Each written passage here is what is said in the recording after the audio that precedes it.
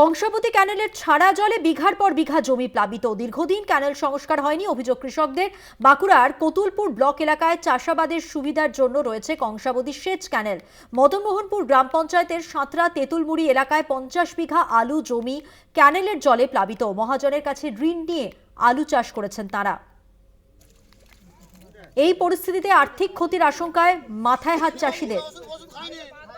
বেলা হঠাৎ ক্যানেলে জল এসে সব ডুবে গেছে, দিয়ে তো যা ক্ষতি হয়ে গেছে। আমরা তো রাত 1টা থেকে 2টোর থেকে এসেছি, কেউ এসে দেখছি সব জলে জলময় হয়ে গেছে। যা ক্ষতি হয়েছে ক্যানেলের দু সাইডেতে, যা ক্ষতি হয়েছে 50-60 বিঘেরও বেশি হবে, তো অনেক বেশি। কি যে হবে আমাদের, যার এ তো আর আলু একটা থাকবে না, একটা আলুও সত্যিকারই থাকবে না। কংসাবতী রাত্রেবেলায় জল ছেড়ে দিয়েছে। কংসাবতীর কেনেল পরিষ্কার করেনি, কেনেল অপরিষ্কার থাকা সত্ত্বেও রাত্রেবেলায় জল ছেড়ে দিয়েছে। দিয়ে কেনেলের গেটেতে যে জোবরা বুঝে যে কেনেল উঠছে, যে আমাদের আলু বাড়িতে 200 বিঘের মতন আলু ক্ষতি হয়েছে। 200 বিঘে আলু একদম সমস্তটাই মাঠ জলে